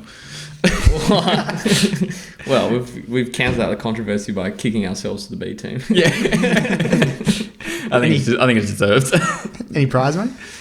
No, we got free entry into next year. And we got those. Okay, we there got the lovely photo. Which Matt Gore. They hand maybe painted said we us. could. Yeah. Yeah, they Maybe it'd hand be worth painted something. every single one. Hand painted every single one, but they kind of look the same. So. But yeah, it's like I don't know, like free entry into next year is $160 a person. That's so pretty it's good. not Yeah. not terrible. good. I think first place. I don't think the team's got money. I think first place, male and female, are like 1,200. Oh, nice. Pretty good. And Oh, the- for and- the ultra, and they got Yeah. like 1,200. They got a night's accommodation, Yeah, I saw and then that. like free entry obviously into next year. So there's like maybe $1,500 worth of stuff. Pretty But we might do the full. We might do the full again. Yeah, Well, sorry, I won't say I'm again not because going to worry about prize money. I'm pretty sure I'm not getting that. I don't know. It's only fully. No one else turns You're up. gonna do it again, Dom? Come on. Maybe we'll see. And you'll go out super hard, and I'll be like, bye, Dom. Would you do it, Smith? I want to do it. Yeah, do it. I reckon it'd be fun. Yeah. Even Matt was like, "Yeah, I reckon you could do it because it's not really a track race." I actually saw It's easier than some. Yeah. Yeah, definitely. Yeah. I saw a I'm good keen. strategy yesterday. Did you run with a pack last year? I did, but I There was wouldn't. nothing in it, like not There's much in nothing it, in it. right? Nah. Like, I remember when we went yeah. through the aid station. You If I didn't did it really again, want there's much. no way I'd take it back. Yeah, okay. Because Just two handhelds, Dom, or just Could one, be. Yeah. and then just swap them out. Just a belt, I reckon, and Belt. yeah, something else. Because I saw a guy Yeah. yesterday like flying through the aid stations, and he was basically just swapping packs. Oh, which, really? Which is pretty good strategy. Like you don't need to stop; they're obviously refilled, ready Yeah. to go. You just grab the pack, put it on, and off you go. Yeah, you could wear those Nike tights, gels. Yeah. Like Yeah. gels. All the gels in there, yeah. I'll tell you what, not to Handhelds. plug Tracksmith, but the Tracksmith tights. Really? Good. Yeah, really. Oh, good. you were Yeah, wearing for Berlin, right? Berlin. Yeah. Oh. Nice. So I bought the Adidas tights at the expo, and I was going to wear them, and then I bought the Tracksmith tights the next day, and then they're like 4 pockets for gels, really good pocket at the back, and then just like super comfortable. Would you say they're Yeah. better than the Nike ones? Better than the Nike tights. Really? Yeah. Really? Yeah, and I rate And them. you- I rate the Nike you've tights. worn them for ages. I've Yeah. worn them to death. Yeah. Interesting. How much Yeah. are the Pricey? Tracksmith ones? Yeah. As Tom said, pricing is like this. Pricey? I think I can't really remember what There's I some more paid. drama for you. They were somewhere between like 90 and 120 euros, so they're a little bit more expensive than the Nike ones. But Yeah, everything overseas is expensive. yeah, that was one thing I didn't. You just like you see No, no, you see worth number it, value, and worth you're like, oh, that's fine, but Right. you're paying like €5-6 for a coffee, and then you're like, hang on. Here's some drama. Oh. No. Yeah, we need somewhere to try it on in Sydney. We need a The Tracksmith. Tracksmith stuff. Is there Yeah, no Tracksmith in Sydney? No, No. there's Yeah, no right. like No, you nowhere gotta to buy try it it from on. overseas. I think up there, Athletics in Melbourne's. yeah. I think the they only- stock some stuff. Surely. What about Pace? Pace? No. Like, Pace. there must be Pace has got to some. get into Come on. Come on, Pace. Come I'm on. sure there could just be a Tracksmith pop-up store and just off they go. Yeah. Anyway. Be good because everyone wants to try it on, and it's like after seeing the $340 shorts, then they're The actually Saw reasonable. ones, yeah, which is pretty Wild. pretty expensive But for a set of you shorts. made a case. There's I not can't a whole believe lot you of made a fabric in case them. that that's worth it. Yeah, I don't know. I think just buy once, buy well. I said it last time, right? Yeah. You're a man of contradictions. I reckon they're shorter than Josh's shorts yesterday, though. Those sort Oh, shout out Josh's shorts. Yeah, you might need to put a photo of that up. Yeah, too. I will. So, I forget all the timestamps. So their relay team had like what shorts were? I think they're like chicken legs, but they had like chocolate milk. Yeah, chocolate like cow milkshake kind of cow shorts on them. Good. So they're all like these purple shorts because Jess Palfreyman was. If that's how you pronounce it, I probably should know. I think that's it. You got it right. Because like she was obviously going to run, so she bought like I guess women's shorts or whatever, and then Josh swapped in because she couldn't run, so he was wearing them like over his Tracksmith tights, and it just like a photo. I was like, I'm not zooming in. They were real short. Even his girlfriend Sarah's like, okay. Yeah. Anyway, the shorts were a vibe. They were good. That was good. Any other gear you'd recommend? Like anything that stands out? No, I don't think so. What do you got? Rebels? Rebels. New Balance Rebels V3s. Good shoe. Which I don't think you can get anymore. I stocked up. Oh, really? I actually had a dream about them the other night.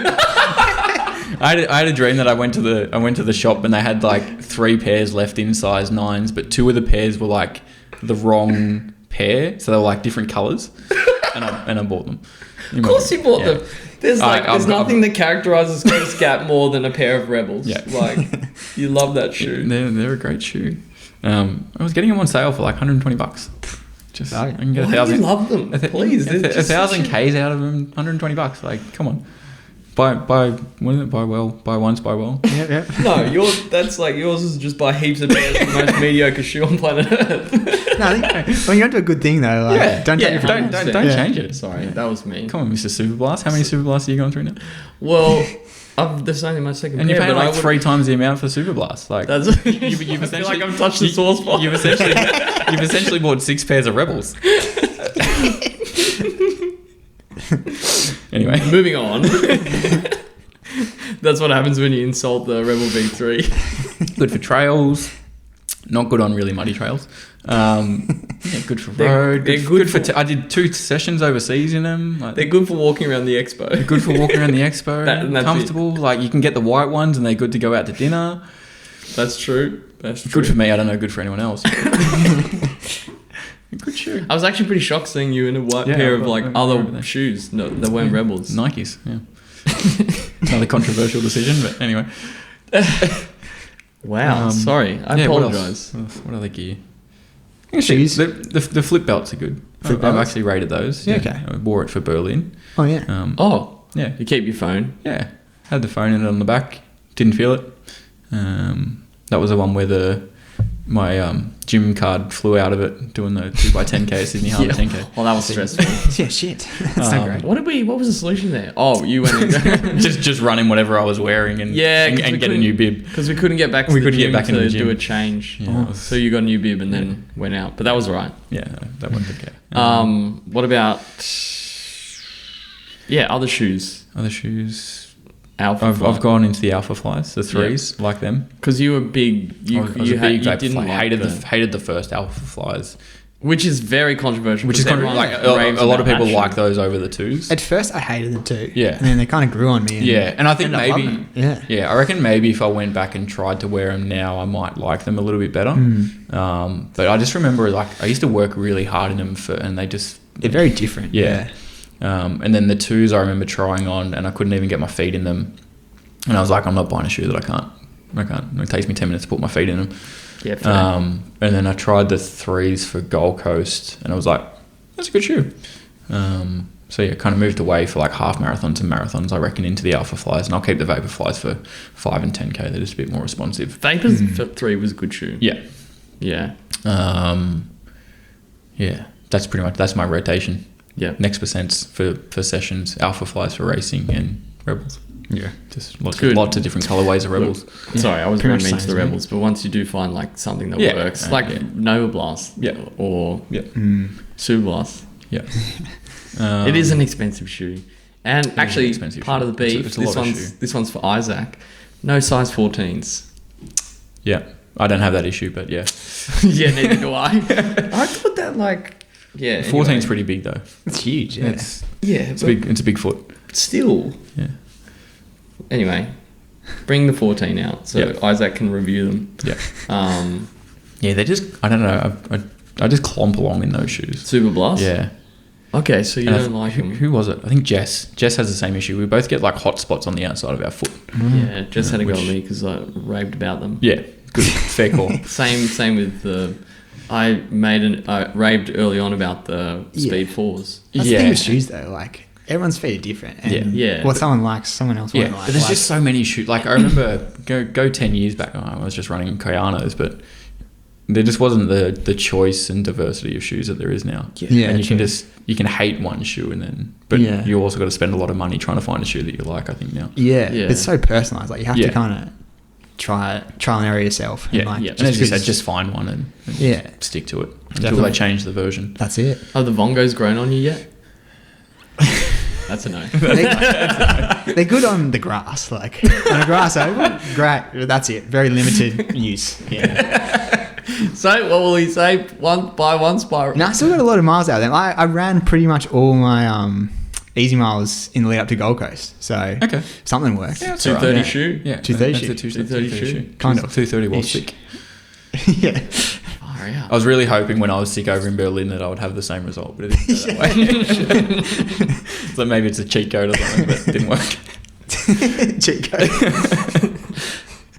Performance enhancing sickness. I think we better get off Women's world record. Did you speak? Anyway.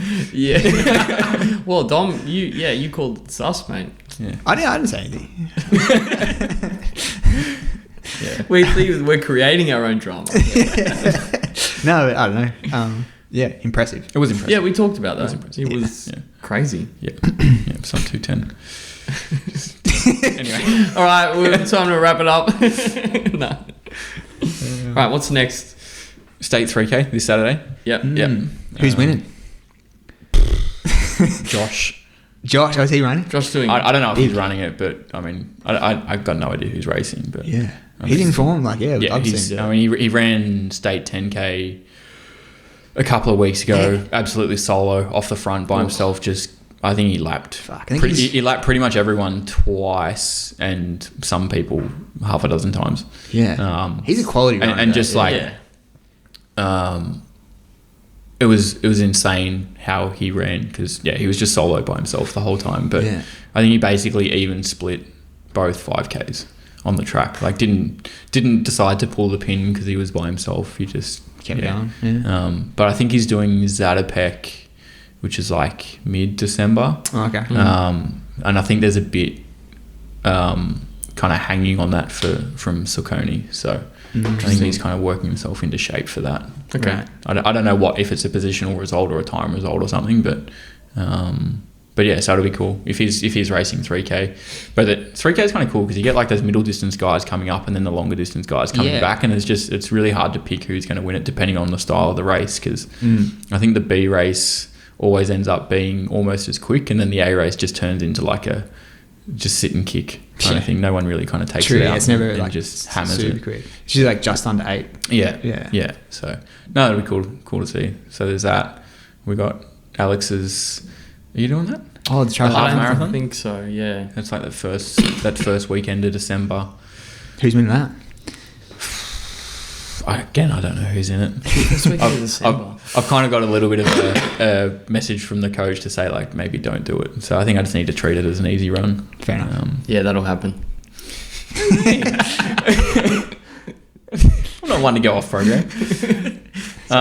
Gee, I've had a few digs at you today. I apologise. But I want to do a lot of the like not the Trelaw Shield, the like milers and stuff. Some 1500s and maybe an 800, which is a bit rogue, but that could be cool. Just doing some of the speed stuff, just as fun and as like almost a second session kind of thing for the week. Yeah, Alex's trail race could be fun if you did it as a sort of it's gotten pretty big. I think like he's had to put a second day on just to kind of accommodate a whole lot of other people. So I think because it was on the Saturday sold out, and then they had that many people on the wait list that they were able to work something out with the council, I guess, and put a whole second day on. So Delta people doing day one, I assume. I'm not sure. I'm assuming he's gonna put all of us on the same day. Okay.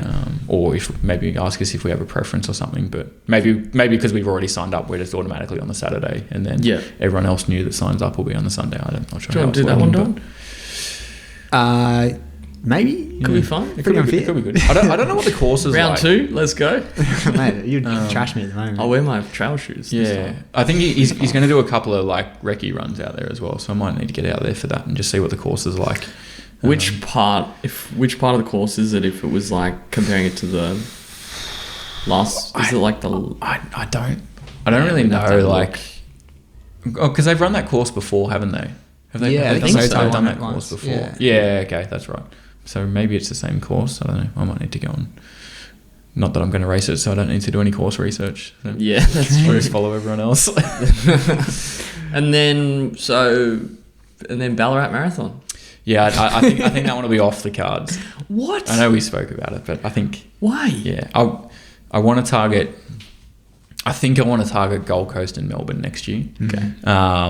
Gold Coast is good. And I kind of wanted to just do a couple, like maybe Canberra and Ballarat are probably too close together, but one or the other maybe. Just as like a not hard marathon, but just to like get through the distance at a decent clip. Oh, okay. Practice like nutrition and stuff, and if try not to hit a wall, I think as well. Yeah. And just remember what it feels like to feel good for the last 7K of a marathon. Is that possible? I think it's possible. Ask Matt Ho. True. It worked pretty well for him. When he started running 3:15 at the end of Sydney. Yeah. Wild. But you ran Gold Coast when you ran your PB. Yeah, I mean, I faded. I was running like 4-minute Ks at the end of that. But that's not right till the very end. Yeah, it was like the last 4K. Yeah, I think that's pretty good. I held on okay in that, but you didn't do Chicago and Berlin basically. So in Berlin, I had Chicago in the back of my head that was 2 years prior, and I'm like, I need to run faster than Chicago. Like, it's 2 years ago.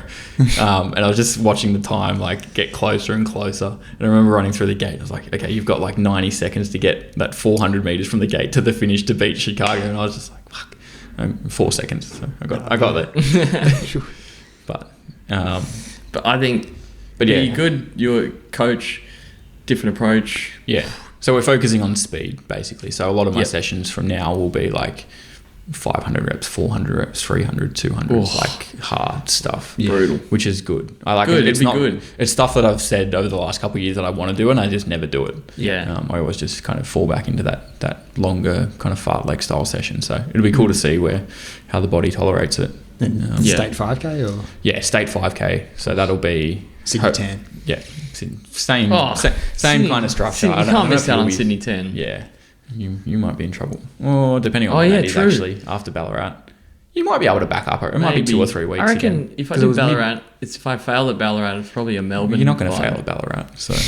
Sorry. True, let's not put that out there. It's not an option. Yeah, true. Also, Keith has been pumping the tyres out of Ballarat, which is good. Yeah. What did it got plugged on that other podcast? Yeah, we don't talk about them.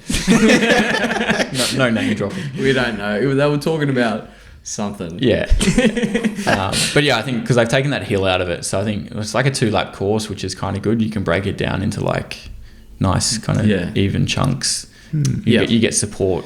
I think they're talking about having tents on the other side of the lake, which is like halfway through the lap. So you'd essentially get like, if you want to do nutrition or something, you get 4 stops for nutrition. Like you can have your own personalized stuff, which will be pretty cool. And they've taken that hill out of it. That's the end of each lap. So it's basic. I think it's like 70 meters elevation or 80 meters elevation for the Mara. That's like on par with which is not like Gold Coast. Yeah. It's basically. What did I can't remember the podcast that we don't talk about.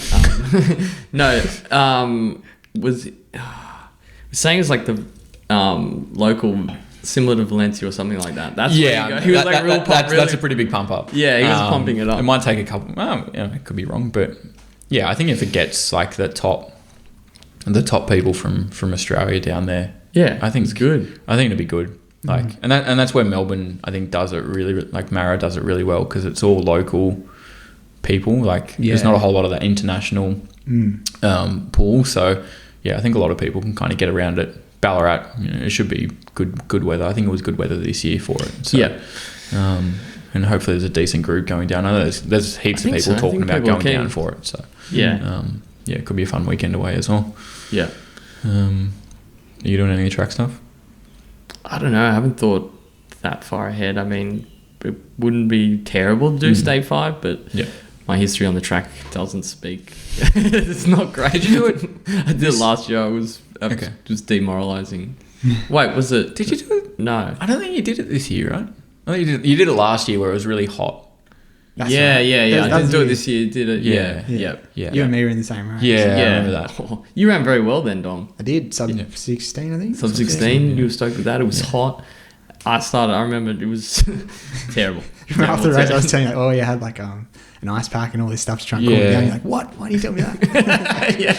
I fell off. I was with you guys for a little bit, like not much, and then I fell off, and then I was in last place, and it's pretty hard. It's pretty grim on the track because there's nowhere to hide. Like you just, as soon as you start falling off the back, you're like, I can't pull out. It's terrible. There's just heaps of people watching. Terrible. Yeah. But you never know. I'm not sure. Track doesn't really call out to me, if I'm being honest. Fair. But trails. No trails, no hills, no track. One night of Manly. That's my kind of trail race. The relay. True. Maybe I'm just sticking too much in my comfort zone. I don't know. But I think if I did... You've done all right this year. Yeah. It's been a good year. Yeah. What about UTA? Getting wildly further away from the 50K. Or Buffalo Stampede. Again, pretty technical, isn't it? Is that a hard one? It's kind of hard. It's like it's like Buffalo Stampede Marathon. You go down this big hill at the start, and then the last kind of similar to 6 foot. Really. Okay. Yeah. I'm thinking of Elephant, the one up near Port. Oh, that one's tough. That one's hard. Yeah. That one's like you do this little loop. Yeah. Over and over. Yeah. I reckon this is another year of I want to go after marathon again. Yeah. Yeah. It's unfinished business. Yeah, I got to run at least run it one well, run one well. Yeah, like not fall off 27K. But that's the marathon. So yeah, So keen, unfortunately, but Ballarat. Yeah, and then if I would like to have another try at the marathon, Melbourne, hopefully. Yeah. That would make the most... What's the turnaround at Gold Coast? It's pretty quick to Gold Coast, I think, unless you pull the pin pretty early at Ballarat. You basically step off the course at halfway or something. I don't think you're backing up really for... What is it? I mean, it's like mid-April to July. So you got June, July, yeah. Maybe. June, maybe 10 weeks. May, June, yeah. But you probably need a bit of it's pretty tight. You throw tapers and stuff into that. Yeah. You could really recover for a week and then... No, you need more than a week. Yeah, true. Yeah. True. Yeah, again, unless you go to Ballarat and, run... When's Ballarat? Is it early April? No, I think it's late. I think it's late. Okay. So I think it's 2 weeks after Canberra, which is normally that Canberra's 9th to 10th, somewhere around there. Right. Yeah, Melbourne's good. You pick up the pieces mentally and then... Hang on, we shouldn't be... I should be Ballarat's going to be... Yeah, Ballarat. Let's Ballarat's go. Going to be... Unless, as I said, you go to Ballarat with the intention of running trying to run a comfortable 2:35 or something. Hell no. Yeah, which is not going to happen. Yeah. Might do Ballarat half, I reckon. Yeah, I reckon I'll do Ballarat. You want to be the half marathon specialist next year. Yeah, well, I think that's probably my softest PB as well. Yeah, and you got to get the podcast record back, right? Yeah, true. Yeah, that's pretty embarrassing that I hold the PB record there. That's pretty embarrassing. Well, when you're 5 minutes quicker than me in the marathon. I'm just starting my own drama here. And but you wouldn't want to get beaten at Fingal Bay Park Run. Rhodes Park Run time trials? Oof. Isn't there one coming up? I think there's one coming up. Is this week? This week? Yeah. Maybe that's people will be there. A bit soon, maybe. And before State 3K, not ideal. Wait, you said you were going to do Thursday? You're doing Thursday. King's Cross. Yeah. Which is also not a bad shout. That's a good... I think some people might do always that. gets a good field. Yeah. It's always good. And it's on the track, so it's legit. True. Shit, my PB's not legit. Yeah. 38. Yeah. Otherwise, it's just track stuff over summer, and then what else is there? That's it. State 5K, and then there's nothing really else. Sunrun. Sunrun, that could be good. Have a bit of a crack. So That's tough. like a so hard. that's like a yeah. grinded out Yeah. sort of run. Yeah. But yeah, Dom putting it out into the ether that you're going to go for sub 70 at Ballarat half. Yeah, I can get around that. That's a good That'd target. be good. Yeah. I reckon that's a good target Yeah. in your range. What's that? 320. 320s. 320s. Yeah. 320s. Fuck, it's quick. Yeah. Quick, but 230 man. Into perspective. Yeah. 230 man. Yeah, I mean, I mean, if you didn't have a cold, if you didn't have a cold, no. 220. Well, yeah. Faking congestion. Yeah. That's No, I reckon you could go up to sub 70. Yeah, I mean it's Or just- it's definitely within the I think that's like 70 times 2. It's a hard 220. barrier, that one. you pretty And much then- need to be breaking 15 for the 5k to do that. Yeah. Though. You Yeah. reckon? Yeah. Probably. Oh. Yeah. Which but- I mean, you've been there. Have you broken 15? No. 15:30. 15:31. Okay. So, yeah, really got to work on the 5k. And then What's Lockie's fight? What's Lockie's half? 71 something, right? 71 low, maybe? Yeah. Lucky Oaks. Yeah. You've got- He's like my benchmark. Yeah, that's like you I, want. Yeah. I want to run like Lockie. I mean, He's when I grow yeah. up. he's pretty like. He's just so strong in the marathon. Strong and consistent. Like, Yeah. I mean, Yeah. anyway. What do you run at? Sydney was like 233. Yeah, Melbourne, sorry. Melbourne. Yeah, Yeah, 232. 2 something. Pretty much Wow. exactly what he said he would run. Yeah, Wow. yeah. Which, like Which his is range great. is just because he doesn't have that quicker 5k compared Yeah. to like everyone else that's around that 230 mark. True. And then like his half's pretty strong, and then his Mara's just. But then he's he just ran super. Mara's He's run that But many like didn't you run 229 to 232 Maras. Yeah, that you yeah. just. Did you run what was it, Boston? No, what was in Boston? Boston? He did like 234 in that heat last year in Sydney. Yeah, right. Which is Strong as. Yeah. Why am I thinking he ran 230 flat somewhere like Boston? No. I can't. Don't know. He's He's definitely- gone under. Yeah, bunch he, of times. he's done 229 in that time trial, and then Yeah. he's done 229 maybe somewhere else as Gold well. I remember that Coast. time trial. Like, That was right, bang on. He's just strong. Dave Anyway. Beast. Cronidi? Yeah, Dave Pacing. Kennedy. Yeah, That was a good day. yeah. Mm. Were you there for that? I did the half. Right. Yeah. Dom Sub did the 75? Mara. Yeah, okay. Sub 75. Yeah. Yeah. Because there was a lot of people pacing that day. Yeah. That was good. It was a good day. Yeah. Anyway. All right. Okay. All right. Cool. Wrap it up. Thank you. Yeah. Thanks for joining, going Chris. on? Yeah. First in It was person. good. In person one was good. Yeah. Rather than what you were at work live for the last one, weren't you? Or you're at Yeah. ICC. No, yeah, I think I was at work for the last one, and then the Yeah. other one. I can't The other remember. one, Maybe why it was did we just do- Like, I think it was like a weekday or something. Yeah. Maybe. Because that was up the Gold Coast. Yeah. Yeah. Cool. Well, that wraps up another episode.